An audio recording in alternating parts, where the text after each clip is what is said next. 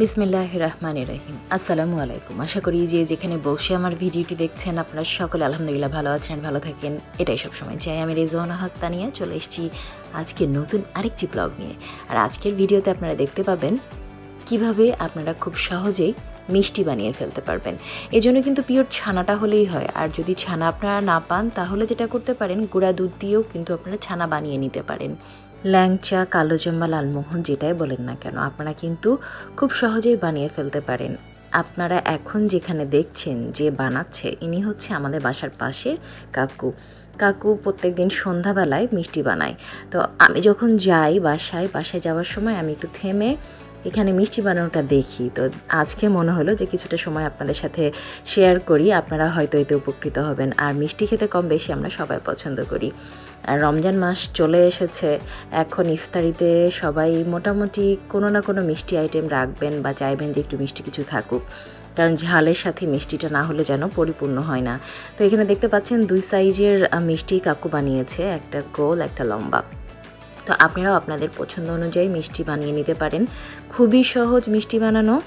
আর ছানাটার সাথে আপনারা চাইলে হালকা সুজি এবং বেকিং পাউডার মিশিয়ে নিতে পারেন। তবে খেয়াল রাখতে হবে ছানাটা কিন্তু অনেক ভালোভাবে মাখতে হবে। ছানা মাখা যদি ভালো মতো না হয় তাহলে কিন্তু মিষ্টি ভালো মতো হবে না। আর এই যে দেখতে পাচ্ছেন ভাজার উপরেও নির্ভর করে যে আপনার কালোজাম বা লালমোহন বা ল্যাংচাটা কী ধরনের কালার আপনি নেবেন।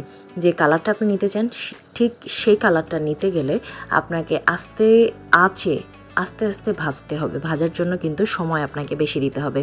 এবং ল্যাংচার ক্ষেত্রে যেটা হয়, যে শিরাটা বানানো হয় শিরাটা কিন্তু খুব হালকা বানানো হয়। যে দেখতে পাচ্ছেন খুব ঘন শিরা করা হয় না।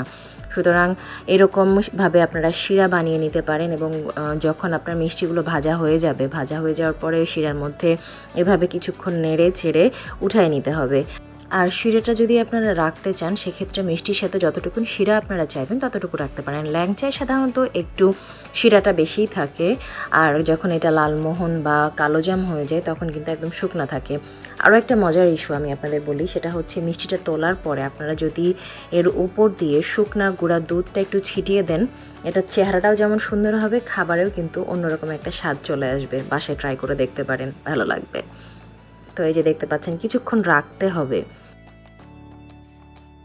মিষ্টি যখন বানাই দেখতে কিন্তু ভীষণ ভালো লাগে। এই যে দেখেন আমি কিন্তু এই জন্যই দাঁড়িয়ে মিষ্টি বানানোটা দেখছিলাম, আর সুযোগ বুঝে আপনাদের সাথেও একটু শেয়ার করলাম।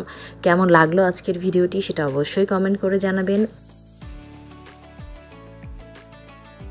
অসংখ্য ধন্যবাদ যারা আমার ভিডিওগুলো দেখেন এবং কমেন্ট করে আমাকে উৎসাহিত করেন, তাদের সবাইকে অসংখ্য ধন্যবাদ। আর যারা আমার ভিডিওটি আজকে নতুন দেখছেন তারা কিন্তু অবশ্যই আমার চ্যানেলকে সাবস্ক্রাইব করে আমার সাথেই থাকবেন। আমি কিন্তু এই শুকনো মিষ্টিটা খেতে খুব পছন্দ করি। এই মিষ্টিটা কিন্তু অন্যরকম মজার হয়, কারণ চিনি সেরাই দেওয়ার আগে এটার মধ্যে খুব একটা মিষ্টি থাকে না। আর আমি খুব বেশি মিষ্টি খেতে পারি না, যার জন্য শুকনো মিষ্টিগুলো আমার খেতে ভীষণ ভালো লাগে। তো যা বলছিলাম, যারা আমার চ্যানেল আজকে নতুন তারা কিন্তু অবশ্যই পাশে থাকা বেল আইকনটি প্রেস করে দিবেন, এতে করে আমার ভিডিও আপলোডের সাথে সাথে পৌঁছে যাবে আপনাদের কাছে। আজকে তবে বিদায় নিয়ে নিচ্ছি। যে যেখানেই থাকেন ভালো থাকেন, সুস্থ থাকেন। দেখা হবে আবারও সবার সাথে। সেই পর্যন্ত সবাইকে আল্লাহ হাফেজ।